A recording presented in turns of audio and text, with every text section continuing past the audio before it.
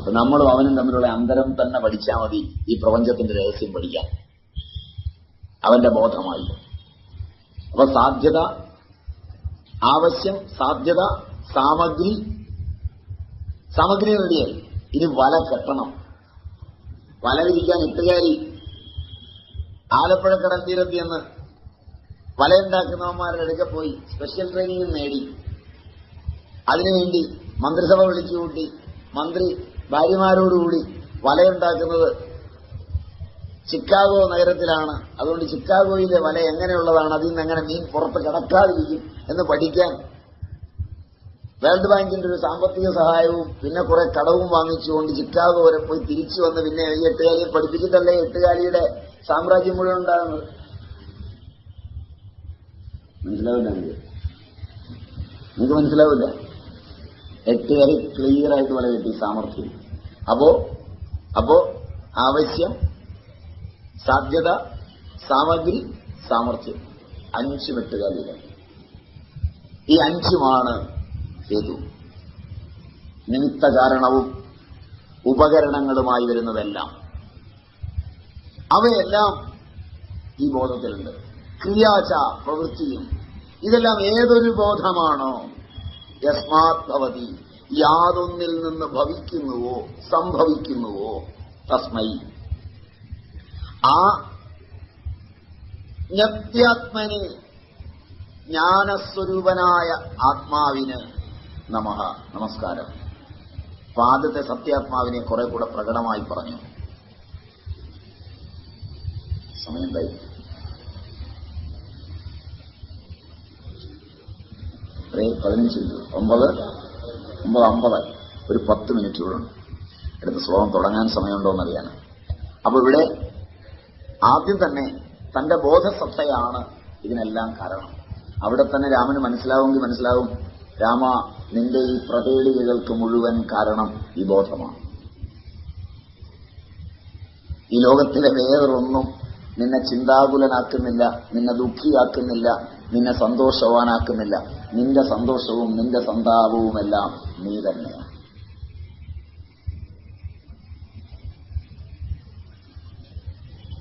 നിന്റെ സുഖങ്ങളും നിന്റെ ദുഃഖങ്ങളും നീ തന്നെയാണ്. നിന്റെ രോഗങ്ങളും നിന്റെ ആരോഗ്യവും നീ തന്നെയാണ്.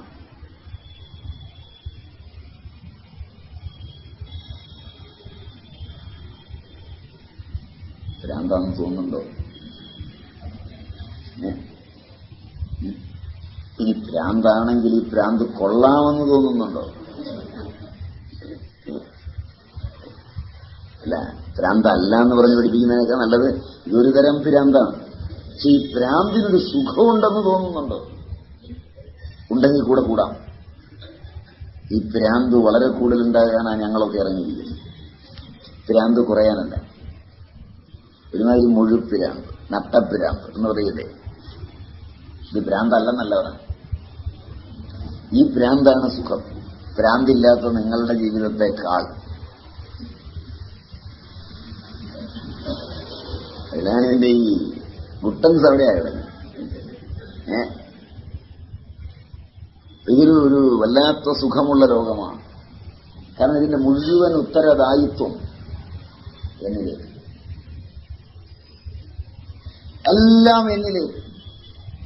അനന്തമായ ഈ പ്രപഞ്ചത്തിന്റെ മുഴുവൻ സാധ്യാസാധ്യങ്ങളും ഏതൊരു ബോധസത്തയിൽ ആവിർഭവിക്കുകയും നിലനിൽക്കുകയും അവസാനിക്കുകയും ചെയ്യുമോ ആ സത്യാത്മാവിലേക്ക്, ആ സത്യസങ്കല്പത്തിലേക്ക് ഒരു നിമിഷം ഉയർന്നു വന്നാൽ പക്ഷേ ഉയർന്നു വന്നില്ലെങ്കിലോ പ്രണവമുണർന്നു പിറപ്പൊഴിഞ്ഞു വാഴും മുനിജന സേവയിൽ മൂർത്തി നിർത്തുക. നാരായണഗുരു അങ്ങനെയാ പറയാ. കുന്തി വേറൊരു വിധത്തിലും പറയും ഇത് തന്നെ. അധ വിശ്വേശ വിശ്വാത്മൻ വിശ്വമൂർത്തേ, അതിനകത്തുള്ളി സാധനം. അധ വിശ്വേശ വിശ്വാത്മൻ വിശ്വമൂർത്തേ, 3 വിളിയാ വിളിക്കുന്നത്. വിശ്വേശ വിശ്വാത്മൻ വിശ്വമൂർത്തേ സ്നേഹപാശമിമം ചിന്തി ചിന്തി ദൃഢാചിന്തി വൃഷ്ണുഷു പണ്ടുഷു. ഹേ വിശ്വേശ്വര, ഹേ വിശ്വാത്മാവായിരിക്കുന്നവനെ, ഹേ വിശ്വമൂർത്തിയായിരിക്കുന്നവനെ, ഈ പ്രപഞ്ചത്തിന്റെ മുഴുവൻ ബോധസത്തയായി നിലനിന്ന് വിശ്വേശ്വരനും വിശ്വാത്മാവും വിശ്വമൂർത്തിയുമായി വിരാജിക്കുന്ന എന്നിലും എല്ലാത്തിലും നിലകൊള്ളുന്ന ഹേ ജഗതീശ്വര, ആ ബോധം എനിക്കില്ലാതെ പോകുന്നതിന് കാരണം എന്റെ സ്നേഹപാശമാണ്.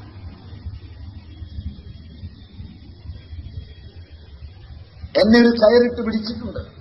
കയറുകൊണ്ട് എന്നെ കെട്ടാൻ കാരണം ഞാൻ പശുവായതാണ്. പശുവിനെ കെട്ടിയേ വളർത്താൻ പറ്റും. സർവാൻ അവിശേഷേണ പശ്യതീതി പശു. വിശേഷ ബുദ്ധിയില്ലാതെ എല്ലാത്തിനെയും കാണുന്നത് കൊണ്ടാണ് ഇതിനെ കെട്ടിയിടണമെന്ന് പറഞ്ഞത്. അല്ലെങ്കിൽ ആരും കെട്ടിയിടുകയല്ല, അഴിച്ചുവിട്ടനെ. പയറും പുല്ലും തിരിച്ചറിയാമെങ്കിൽ അഴിച്ചുവിടുന്നതല്ലാവും. പുല്ല് മാത്രമേ തിന്നു, പയറോടെ നിൽക്കും, ചവിട്ടിക്കളയുകയില്ല.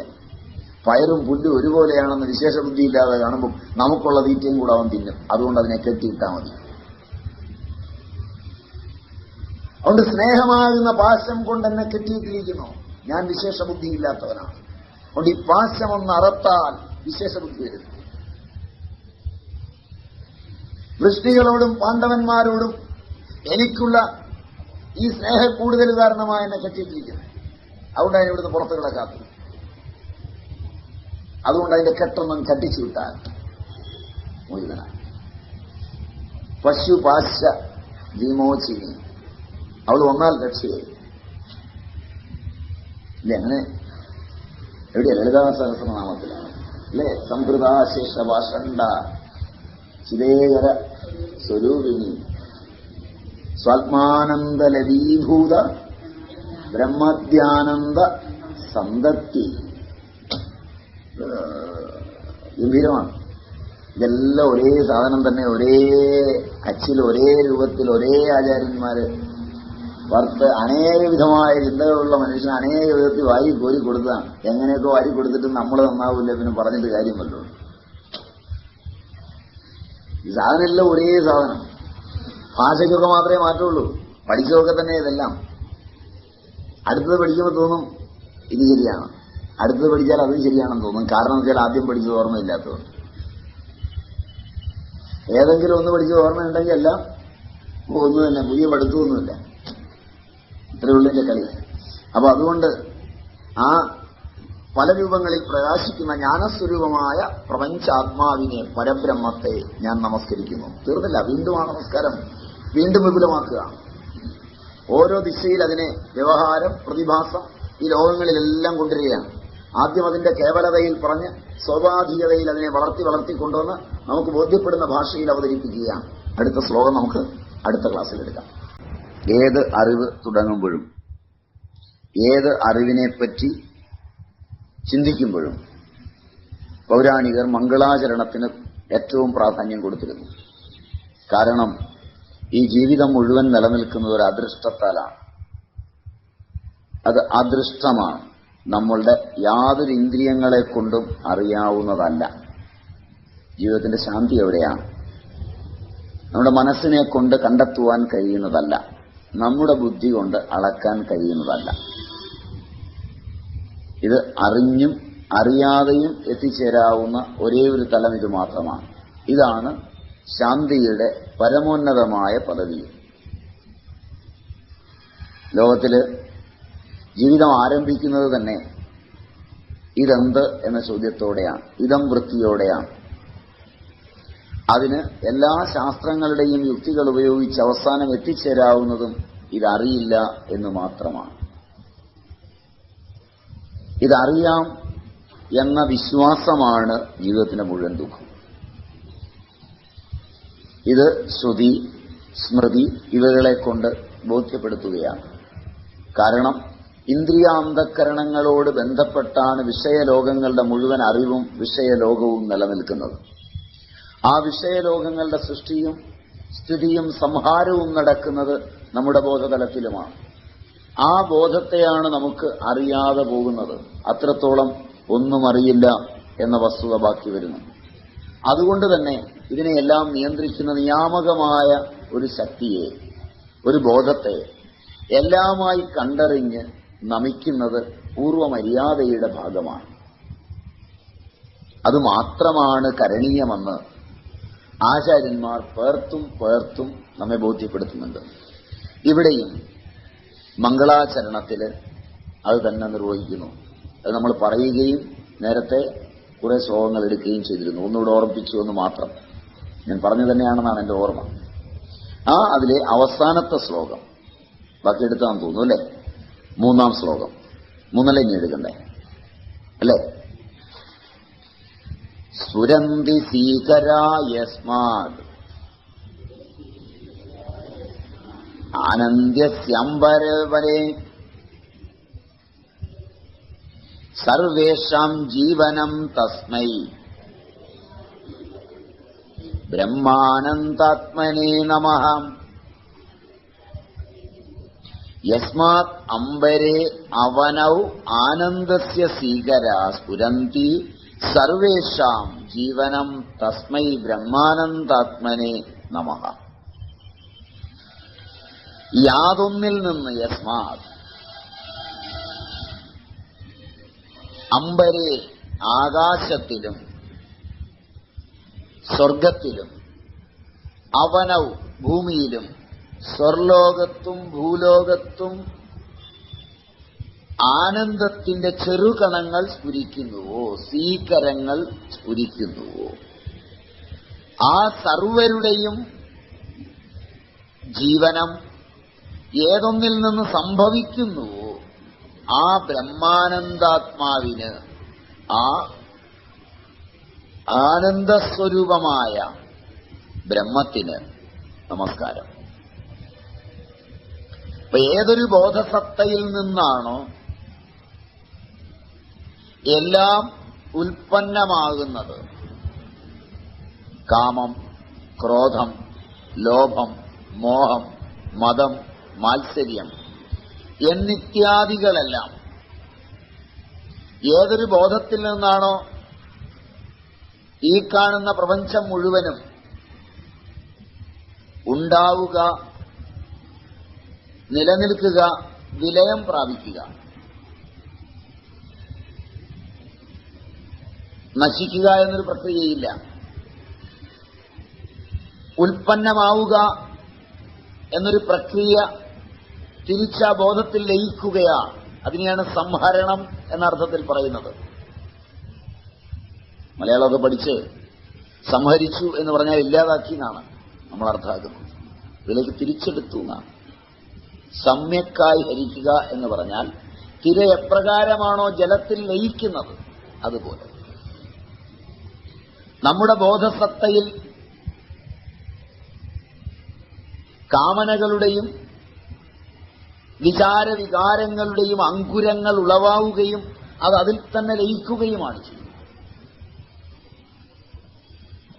അത് മനനം കൊണ്ട് ലയിക്കാം, അത് കർമ്മമായി സ്ഫുരണം ചെയ്ത് ലയിക്കാം, രണ്ടു തരത്തിലും ലയിക്കാം. അപ്പൊ അങ്ങനെ യാതൊന്നിൽ നിന്നാണോ, ഏത് ബോധത്തിൽ നിന്നാണോ അവിദ്യ ആവരണ വിക്ഷേപാദികളാകുന്ന തലങ്ങളെ ഉളവാക്കുന്നത്. മായയ്ക്ക് 2 തലങ്ങളാണ്, ഒന്ന് ആവരണവും ഒന്ന് വിക്ഷേപവും. ബോധസത്തയെ മറച്ചാൽ മാത്രമേ പ്രപഞ്ചസത്ത ഉളവാവുകയുള്ളൂ. പ്രപഞ്ചസത്തയെ ഉണ്ടാക്കണമെങ്കിൽ ഒരു വിക്ഷേപവും ഉണ്ടാകണം. അപ്പോ മായയുടെ ആവരണം ബോധസത്തയെ മറയ്ക്കുകയും അവിദ്യാകൽപിതമായ പ്രപഞ്ചത്തെ വിക്ഷേപിക്കുകയും ചെയ്താണ് ഈ പ്രപഞ്ചം ഉണ്ടാകുന്നത്. വിക്ഷേപം നമ്മളിലാണ് അടങ്ങേണ്ടത്.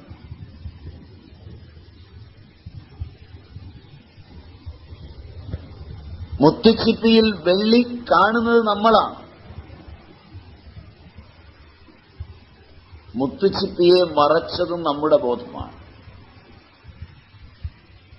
പൂർവ വിഷയാനുഭവങ്ങളുടെ സ്മരണ വാസനയായും സംസ്കാരമായും പ്രവർത്തിക്കുന്നതുകൊണ്ടാണ് തൈജസപ്രാപ്തിയിൽ ഈ പ്രപഞ്ചം സംജാതമാകുന്നത്.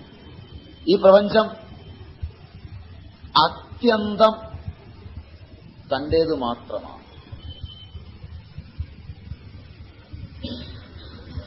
തന്നിൽ ഉൽപ്പന്നമായി തന്നിൽ നിലനിന്ന് തന്നിൽ അവസാനിക്കുന്നതാണ്.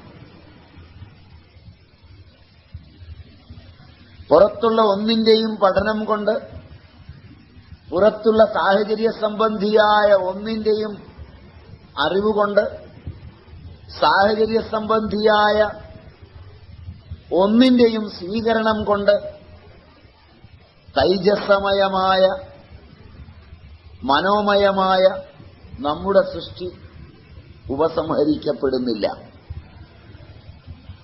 ഇതാണ് ശാസ്ത്രം. അതുകൊണ്ട്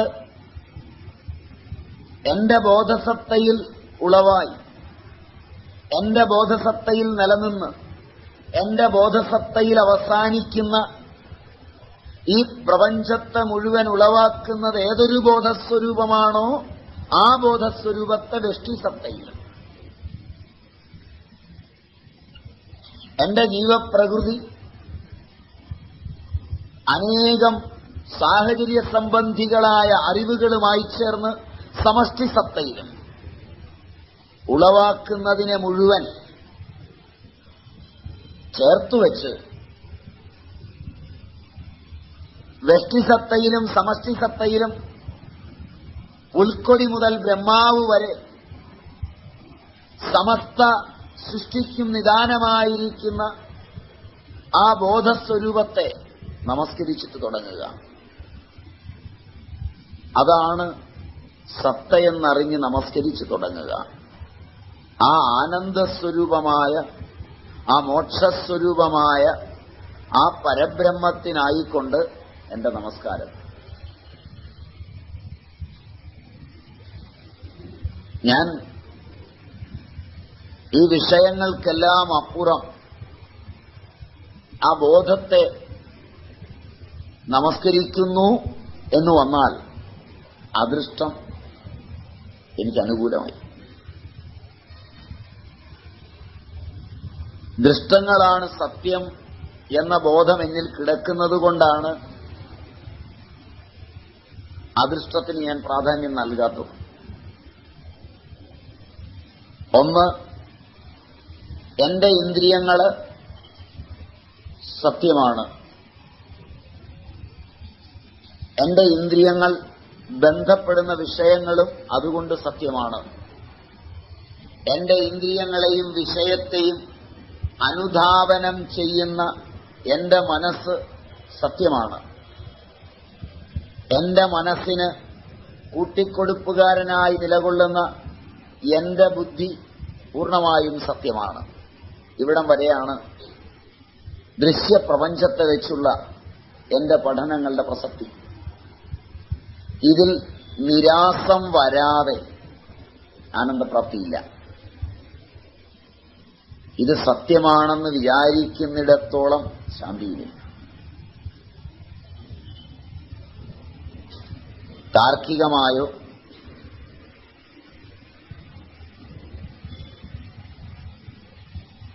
ആപേക്ഷികമായോ ഇത് ശരിയാണ് എന്ന് സ്വീകരിച്ചതുകൊണ്ടും ശാന്തിയില്ല. സദാ സർവദാ ഈ ബോധം നിലനിൽക്കുമെങ്കിൽ മാത്രമേ ശാന്തിയുള്ളൂ. അതുകൊണ്ടാണ് ഈശ്വരാനുഗ്രഹം കൊണ്ട് മാത്രമേ ഈ ബോധം നിലനിൽക്കൂ. ഇനി വേറെയും പേരുകൾ പറയാം. ഭാഗ്യം, ചാൻസ്, ഡെസ്റ്റിനി, ഇതിനൊക്കെ പേരുകൾ എനിക്ക് വിളിക്കാം. അതിലൊരു പേര് ഞാനും പറഞ്ഞു എന്ന് കഴിച്ചാൽ മതി. ദൈവം എന്നുള്ള പദം ഇഷ്ടമല്ലെങ്കിൽ, ഈശ്വരാനുഗ്രഹം എന്ന പദം ഇഷ്ടമല്ലെങ്കിൽ, സെമറ്റിക് മതങ്ങളുടെ ഈശ്വരന്മാരെ കണ്ടും കേട്ടും പഠിച്ചും സെമറ്റിക് മതപാരമ്പര്യത്തിന് സമാനമായി ആദിമകാലം മുതൽ ഭാരതീയരുണ്ടാക്കിപ്പോന്ന ഈശ്വര സങ്കല്പങ്ങളോടെല്ലാം വിരോധിച്ചും പോന്നവരാണ് നിങ്ങളെങ്കിൽ മാറ്റിവെച്ച് ഈ പേരുകൾ ഉപയോഗിച്ചുള്ളൂ. വിരോധം ഞാൻ ചിലർക്ക് കേൾക്കുമ്പോഴേ ഈശ്വരൻ എന്ന് കേൾക്കുമ്പോഴേ ഒരു ദേഷ്യം വരും അല്ലേ, പിന്നെ ഇത് ഉൾക്കൊള്ളാൻ പ്രയാസമുണ്ട്, ഞാനത് സ്വീകരിക്കണമെന്നില്ല. പക്ഷെ അദൃഷ്ടമാണ് ഇതിനെ ഭരിക്കുന്നത്.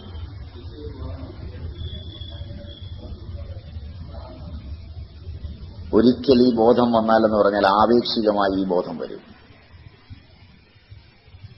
എന്ന് പറഞ്ഞാൽ മിസ്റ്റർ സുഭാഷിന് ഈ ബോധം ഉൾക്കൊള്ളുന്ന ഒരാളിന്റെ പരിഗണന വേണ്ടി വരുമ്പോൾ ഇത് മനസ്സിലായി എന്ന് തോന്നും. പ്രിയത്തിൽ അത് ആപേക്ഷികമായ തോന്നലാണ്, സമ്മതമായിട്ടല്ല. അവിടെ നിന്ന് ഇറങ്ങിക്കഴിയുമ്പോൾ പറയും ഒക്കെ ശരിയാണെങ്കിലും എന്റെ ഇന്ദ്രിയം കണ്ടത് തെറ്റാണെന്ന് പറഞ്ഞാൽ ഞാൻ എങ്ങനെയാ സമ്മതിച്ചു കൊടുക്കും?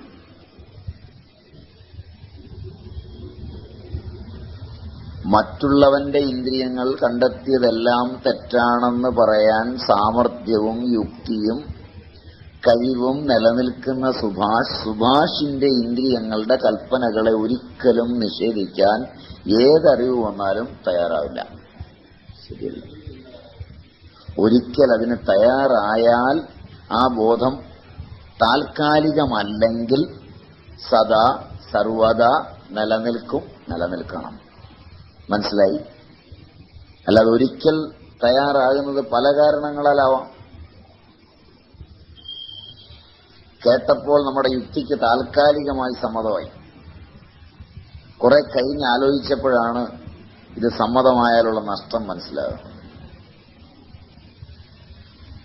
വ്യവഹാര ജീവിതത്തിൽ ഈ ബോധം എന്റേതാണെന്ന് പറയുന്നതിനെയൊക്കെ നഷ്ടപ്പെടുത്തുമെന്ന് സുഭാഷ് ഇത് കേട്ടിട്ട് ഇവിടുന്ന് ഇറങ്ങുമ്പോൾ തിരിച്ചറിഞ്ഞാൽ ഇത് സ്വീകരിക്കുമോ?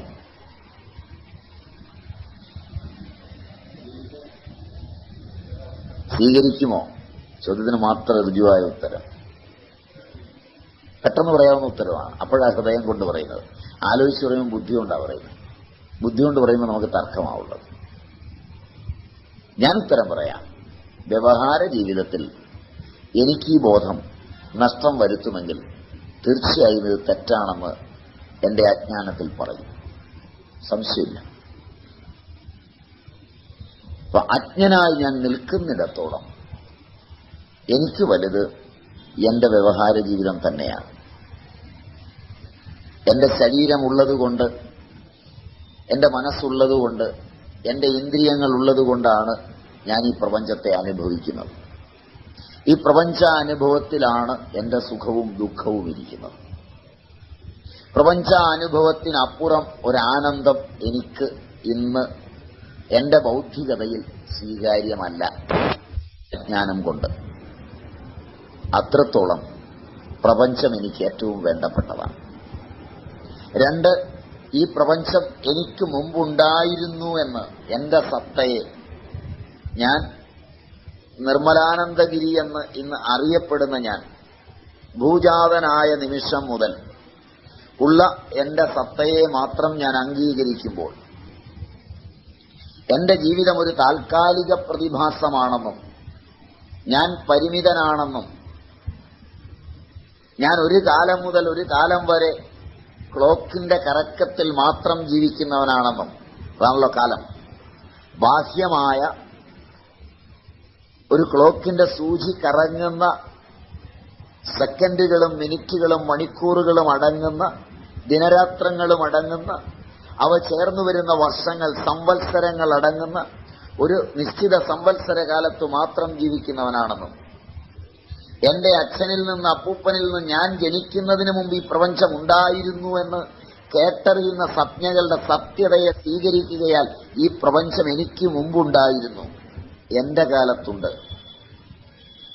ഞാൻ മരിച്ചു കഴിഞ്ഞുണ്ടാകുമെന്ന് എന്റെ അച്ഛൻ മരിച്ചിട്ട് പ്രപഞ്ചം എനിക്കുള്ളത് കൊണ്ടുണ്ട് എന്ന് ബോധ്യമാവുകയാൽ എനിക്ക് ശേഷം ഉണ്ടാകുമെന്ന് ഞാൻ അനുമാനിക്കുന്നു. ശരിയല്ലേ? അപ്പോൾ ഈ പ്രപഞ്ചം നിത്യവും ഞാൻ അനിത്യവുമാണ്. ശരിയല്ലേ? ഇതാണ് എനിക്ക് ബോധ്യപ്പെടുന്ന സത്യം, എന്റെ യുക്തിക്ക് വിഷയീഭവിക്കുന്ന സത്യം, എന്റെ അനുഭവത്തിന് സത്യമായ സത്യം. ശരിയല്ലേ? ശരിയല്ലേ? ഇത്രയും ബോധ്യപ്പെട്ട് നിൽക്കുമ്പോൾ അനിത്യനായ ഞാനും നിത്യമായ ഈ പ്രപഞ്ചവും ഇതിന് നേരെ വിപരീതമായാണ് ഈ ശാസ്ത്രം.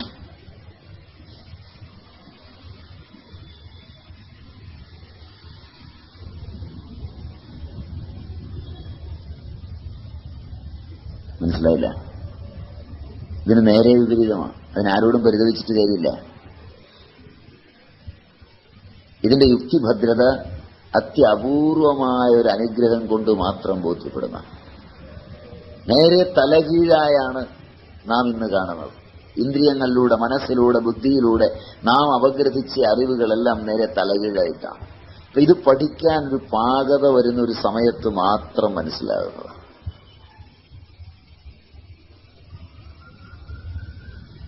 ഞാൻ ആരോടും പരിതപിച്ചിട്ട് കാര്യമൊന്നുമില്ല. മനസ്സിലായി? ഇവിടുന്ന് ഇറങ്ങിയാൽ ഈ പ്രപഞ്ചം സത്യമാണ്. ആപ്തന്റെ വാക്കിന്റെ ബലത്തിൽ മാത്രം താൽക്കാലികമായി ശരിയാണെന്ന് തോന്നുന്നതും, ആപ്തന്റെ വാക്കിനെ മാറ്റിവെച്ചാൽ അസത്യമാണെന്ന് നിത്യനിരന്തരമായി ബോധ്യപ്പെടുന്നതുമാണ് ഈ സത്ത. അപ്പോൾ ഇത് ആപ്തനാകുമ്പോൾ മാത്രം ബോധ്യമാകുന്നതാണ്. ബോധ്യമായില്ലെങ്കിൽ ആപ്തനായില്ല എന്ന് സമാധാനിക്കുക മാത്രമേ വഴിയുള്ളൂ. ആപ്തനാകാതിരിക്കുമ്പോൾ ആപ്തനായി എന്ന് തോന്നിയാൽ നാം നിത്യദുഃഖത്തിൽപ്പെടും. കാരണം പ്രപഞ്ച ഉപശമം വരില്ല. ഉപരാമം വരാതെ പ്രപഞ്ചം നമ്മിൽ നിന്ന് പോവില്ല.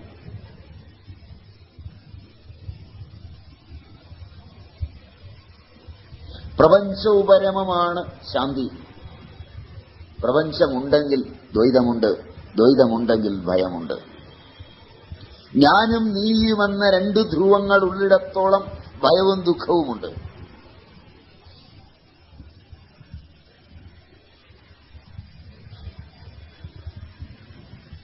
നീ ഉണ്ടെങ്കിൽ എന്റെ പ്രപഞ്ചം നീ നോക്കും.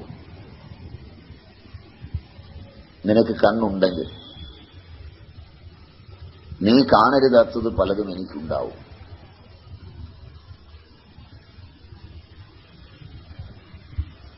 നീ കണ്ടാൽ നിന്റെ പൂർവവാസനയ്ക്കനുസരിച്ച് വ്യാഖ്യാനിക്കരുതാത്തത് എനിക്കുണ്ടാവും. നീയും ഞാനും ഒന്നായാൽ വ്യാഖ്യാനങ്ങളില്ലാതാവും. ഭാര്യ, ഭർത്താവ്, അച്ഛൻ, അമ്മ, മകൻ, മകൾ, ഗുരു, ശിഷ്യൻ എല്ലാം ഭയം മാത്രം ഉളവാക്കുന്ന സമസ്യകളാണ്. ശരിയല്ലേ? അല്ലേ? അത് ഭയമല്ലാതാകണമെങ്കിൽ പ്രപഞ്ചോപരമം വരണം.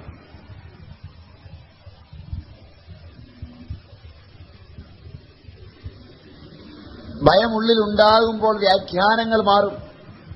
ശരിയല്ലേ? അല്ലേ? ശരിയല്ലേ? അല്ല, ഭയത്തിൽ നിന്നാണ് എല്ലാ പരിമിത വ്യാഖ്യാനങ്ങളുടെയും ആവിർഭാവം. ഭയത്തിൽ നിന്നാണ് കേവലത നഷ്ടപ്പെടുന്നത്. ഭയത്തിൽ നിന്നാണ് അറിവിന്റെ സമഗ്രത ഇല്ലാതാകുന്നത്. ഭയമോ കാമത്തിൽ നിന്നുൽപ്പന്നമാകുന്നു. അപ്പൊ ഏതൊരറിവിൽ അവിദ്യാവരണം കൊണ്ട് കേവല ബോധസത്ത മറഞ്ഞിരിക്കുന്നുവോ, ഏതൊരറിവിൽ വിക്ഷേപാവിദ്യ കൊണ്ട് പ്രപഞ്ചമുൽപ്പന്നമാകുന്നുവോ, ആ ആവരണവും വിക്ഷേപവുമാകുന്ന അവിദ്യയ്ക്ക് കാരണഭൂതവും എല്ലാത്തിന്റെയും ആനന്ദ സ്ഫുലിംഗങ്ങളായി പ്രതിഭാസിക്കുന്നത് ഏതൊരു സത്തയാണോ അതും, ഏതൊരു പരബ്രഹ്മമാണോ മോക്ഷദായകമായ അതിനായിക്കൊണ്ട് ഞാൻ നമസ്കരിക്കുന്നു.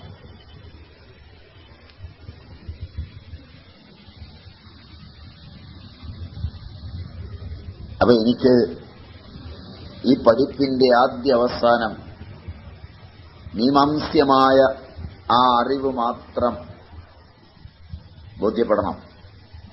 അതിൻ്റെ ഇടയിൽ കിടക്കുന്ന പ്രപഞ്ച കൽപ്പനയിലേക്ക് എന്റെ യുക്തികൾ എന്നെ കൊണ്ടുപോകരുത്. ഇത് പഠിക്കാനിരുന്നാലും ഇതിനകത്തെ പൂർവപക്ഷങ്ങൾ സിദ്ധാന്തപക്ഷങ്ങളായി എന്റെ യുക്തി കൊണ്ടുപോകാം.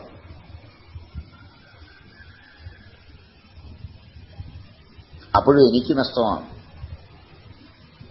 നിങ്ങൾ പഠിക്കുന്നത് മഹാഭാരതമാവട്ടെ, രാമായണമാവട്ടെ, ഗീതയാവട്ടെ, ഉപനിഷത്തുകളാവട്ടെ, വാസിഷ്ഠ രാമായണമാവട്ടെ, പഠിക്കുന്ന നിങ്ങളുടെ കയ്യിലെ മാനദണ്ഡം കൊണ്ടാണ് ഈ അറിവ് കേവലമോ ആപേക്ഷികമോ ആയിത്തീരുന്നത്. ഞാൻ ആ പുസ്തകം പഠിച്ചു എന്ന് പറഞ്ഞതുകൊണ്ട് അറിവാവില്ല. ഇന്നയാൾ പഠിപ്പിച്ചു എന്ന് പറഞ്ഞാലും അറിവാവില്ല. അതൊക്കെ ആപേക്ഷികങ്ങളായ അഹങ്കാരങ്ങൾക്ക് വിളനിലമാവുക മാത്രമേ ചെയ്യൂ. ഞാൻ ഇന്ന ഗുരുവിന്റെ ശിഷ്യനാണ് എന്നത് വിനയമല്ല, അഹന്തയാണ് ഉണ്ടാക്കുന്നതെങ്കിൽ, ഞാൻ ഇന്ന പുസ്തകം പഠിച്ചവനാണ് എന്നത് വിനയമല്ല, അഹന്തയാണ് ഉണ്ടാക്കുന്നതെങ്കിൽ, അത് ആ പുസ്തകത്തിന്റെയും ഗുരുവിന്റെയും അല്ല, നമ്മളുടെ മാനദണ്ഡത്തിന്റെയാണ്. ശരിയല്ലേ? ശരിയല്ലേ? അല്ലേ? അപ്പൊ ഇതിനൊരു ദൈവാനുഗ്രഹം വേണം. എത്ര ക്ലാസ് കേട്ടാലും ഇതിനൊരു ദൈവാനുഗ്രഹം വേണം. കേട്ടിട്ടില്ലെങ്കിലും ദൈവാനുഗ്രഹം ഉണ്ടെങ്കിൽ ഈ അറിവുണ്ടാവും. ഇപ്പൊ മുഖ്യത, പ്രാമുഖ്യം ദൈവാനുഗ്രഹത്തിനാണ്. ഈശ്വരാനുഗ്രഹാദേവ പുംസാം അദ്വൈതവാസന.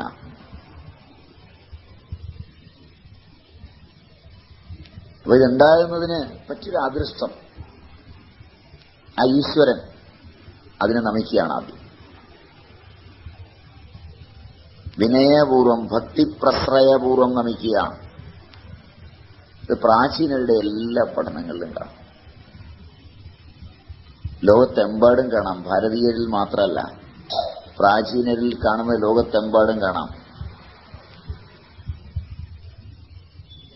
റഷ്യക്കാരൻ ഫുട്ബോൾ കളിക്കാൻ ഇറങ്ങിയാലും ഭൂമി തൊട്ട് വന്ദിക്കുമെന്നാണ് എനിക്ക് തോന്നുന്നു.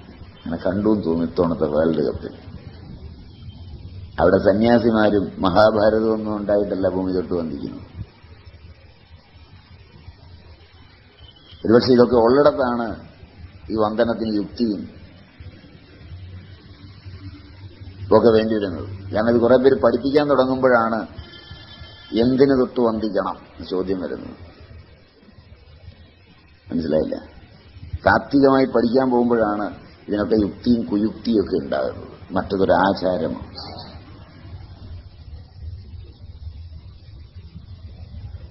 ആചരിക്കുന്നത് ശാസ്ത്രത്തിന്റെ ബലത്തിലൊന്നുമല്ല, ആചരിക്കുന്നതിന്റെ സൗകുമാര്യതയുടെയും സുഖത്തിന്റെയും ബലത്തിലാണ്. അതിൽ വെച്ച് മാത്രമേ അതിൽ നിന്ന് ബലവും കിട്ടുള്ളൂ. അതിന് യുക്തിപൂർവമായൊരു ശാസ്ത്രത്തെ അനുവദിച്ച് കൊണ്ടുവരുമ്പോൾ തന്നെ അതിന്റെ സൗകുമാര്യത നഷ്ടമാവും. അല്ലിയും നാമ്പും മുറിച്ച് ഒന്നൊന്നായി പരീക്ഷിച്ചാൽ മുല്ലപുഷ്പത്തിൻ മുഗ്ധ സൗരഭമകന്നുപോകും. ചന്തിജ്വാലയിലരി ചമ്ളശോധനം ചെയ്താൽ കാന്തിയൊക്കെയും മങ്ങി കരിയായിത്തീരും വജ്രം. എംപിയപ്പന്റെ കവിതയാണെന്ന് എന്റെ ഓർമ്മ. വസ്തുത ശരിയാണ്. മുറ്റത്ത് നിൽക്കുന്ന ഒരു പൂവ് ഒരു ബോട്ടണിയുടെ പ്രൊഫസർ പറിച്ച് കാലിക്സും കൊറോളയും സ്റ്റെയ്മൻസും പിസ്റ്റലും അടർത്തിയെടുത്താൽ ഒരു കുരങ്ങിന്റെ കൈ കിട്ടിയതിന് തുല്യം തന്നെ. ശരിയല്ലേ? അല്ലേ? അല്ലിയും നാമ്പും മുറിച്ച് ഒന്നൊന്നായി പരീക്ഷിച്ചാൽ മുല്ലപുഷ്പത്തിൻ മുഗ്ധ സൗരഭം അകന്നുപോകും. ശരിയല്ലേ? ഇതാണ് കവിഹൃദയം. മനോഹരമായ വജ്രം നയനാനന്ദകരമായ വജ്രം, ആഭരണമാക്കാവുന്ന വജ്രം ചുട്ടുപഴിപ്പിച്ച് ആസിഡിൽ മുക്കിയാൽ, തീജ്വാലയിൽ എരിച്ച് അമ്ലശോധനം ചെയ്താൽ ഒരു കഷ്ണം കരിക്കട്ടേ കിട്ടും. അറിയാമായിരിക്കും, കാരണം കാർബണാണത്. അതുകൊണ്ടാണല്ലോ ആർട്ടിഫിഷ്യൽ വജ്രം ഉണ്ടാക്കുന്നത്. അമേരിക്കൻ ഡയമണ്ട്സ് കരിന്നുണ്ടാക്കിയെടുക്കുന്ന വെറും കാർബൺ, കാർബണിക സംയുക്തമായതല്ല. അതുകൊണ്ടായിരിക്കണം കാർബൺ എന്ന മാന്ത്രികൻ എന്നൊക്കെ പറയുന്നത്. അപ്പൊ കരി എവിടെ, വജ്രം എവിടെ? അനുഭവങ്ങളുടെയും വിചാരങ്ങളുടെയും ശാസ്ത്രങ്ങളുടെയും ആഴമറിയാൻ അതിനെ അപഗ്രഥിക്കുന്ന ബുദ്ധിമാന്റെ അപഗ്രഥനങ്ങൾ അത്രയും അപഗ്രഥിച്ചെത്തുന്നത്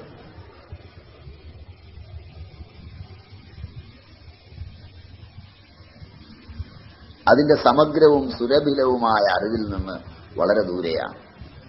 ശരിയല്ലേ? ശരിയല്ലേ? ഒരുവനൊരു ശിലയെ കണ്ടൊന്ന് തൊഴുത് മനസ്സമാനത്തോടുകൂടി പോവാൻ ഗോപുരം കാലാണെന്നും കൊടിമരം നട്ടലാണെന്നും കയറ് പിങ്കളയിനിടയുമൊക്കെയാണെന്നും ഒന്നും പഠിച്ചാൽ പിന്നെ അത് തൊഴാൻ സുഖമൊന്നുമില്ല. ഉണ്ടോ? ഉണ്ടോ? അന്ധമായ ശിലയിൽ ഞാൻ തന്നെ ഉണ്ട് എന്ന് വിശ്വസിച്ചാൽ പരമാനന്ദ സുഖമുണ്ട്. മനസ്സിലായില്ല? മനസ്സിലായില്ല? മറ്റൊരു ഇവൻ അപഗ്രഥിക്കും തോറും ശില കാണുമ്പോൾ അവന്റെ തൈജസൻ മീനിറയ്ക്കുന്ന കല്ലും തുണി അലക്കുന്ന കല്ലും ഒക്കെ അവിടെ കൊണ്ടുവരും. അവന്റെ മനോമയൻ കൊണ്ടുവരുന്നത് നിലനിൽക്കുന്നിടത്തോളം കാലം മനോഹരമായിരിക്കുന്നതൊന്നും മനോഹരമാവില്ല. ശരിയല്ല? ശരിയല്ല? ഇതിന് ആ കല്ലിനെ കുളിപ്പിച്ച് നമ്മളുടെ മനസ്സ് നേരെയാവില്ല. ആവോ? ആവോ? അതിൽ ചന്ദനം ചാർത്തിയും നമ്മളുടെ മനസ്സ് നേരെയാവില്ല. നമ്മളുടെ മനോമയനിൽ മാറ്റം വന്ന് മാത്രമേ നേരെയാവൂ. ഇപ്പൊ മനോമയമായിരിക്കുന്ന ഈ ജീവസൃഷ്ടിയുടെ മുഴുവൻ ആനന്ദ സ്ഫുലിംഗത്തിന് ഹേതുവായിരിക്കുന്ന യാതൊരു ചൈതന്യമുണ്ടോ, ബ്രഹ്മാവ് മുതൽ പുൽക്കൊടി വരെ സമസ്ത ജീവരാശികളിലും ഏകവും അദ്വയവുമായി പ്രതിഭാസിക്കുന്നത് ആ ചൈതന്യത്തിനായിക്കൊണ്ട് ഞാനിതാ നമസ്കരിക്കുന്നു.